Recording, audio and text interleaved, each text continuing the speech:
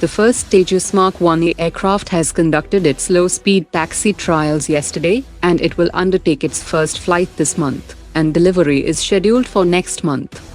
Indian Coast Guard has busted a Pakistani drug consignment of 450 crore rupees in Porbandar and arrested 6 Pakistani nationals.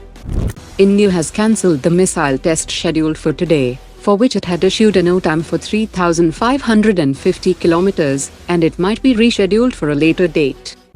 Military experts have said that with a communication range of 300 kilometers, the Bayraktar TB2 drones deployed by Maldives at its northern airfields can effectively conduct surveillance of air traffic and Indian naval movements along the west coast. As the first batch of Indian military personnel leave Maldives, China has said that it supports Maldives in safeguarding its sovereignty. A Seychelles Coast Guard vessel has arrived at Garden Reach Shipbuilders in Kolkata for a short refit. Titagarh Rail Systems has launched the second 25-ton Bollard Pull Tug for the Indian Navy and also laid the keel for the fourth Bollard Pull Tug. As per latest data, India continues to be the world's top arms importer, and Russia continues to be India's main weapons supplier, accounting for 36% of its imports, while France is the second largest supplier at 33% and US is the third largest supplier at 13%.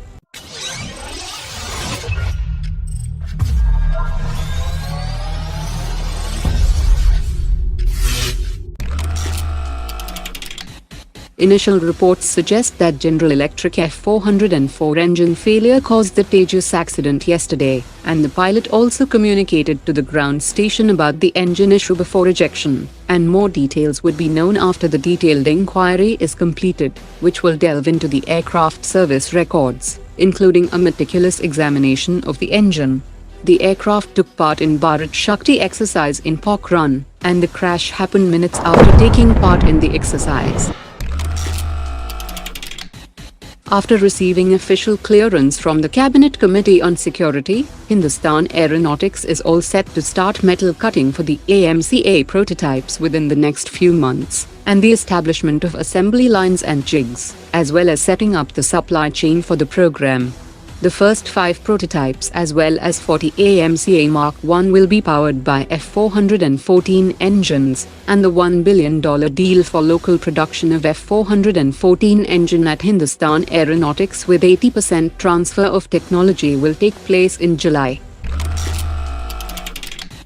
The Royal Thai Air Force has announced procurement of 28 new fighter jets in 2 phases from 2028 onwards, and the Royal Thai Air Force has stated its intention to invite bids from United States, China, India and Russia.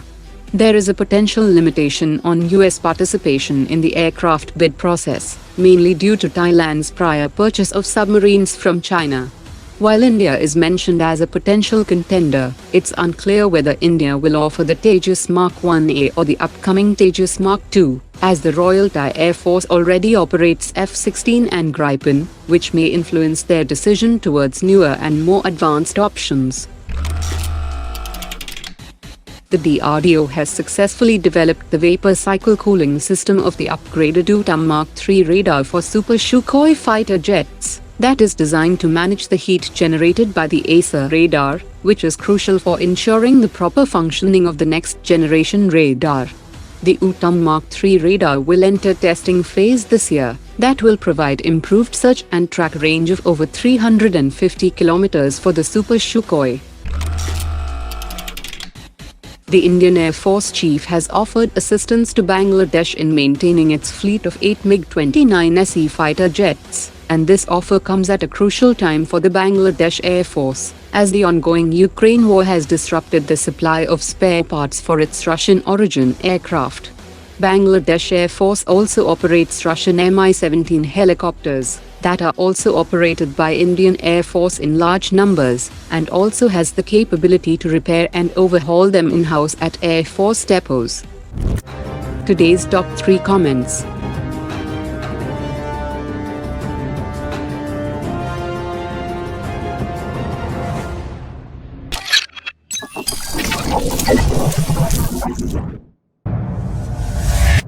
Omar dropped it.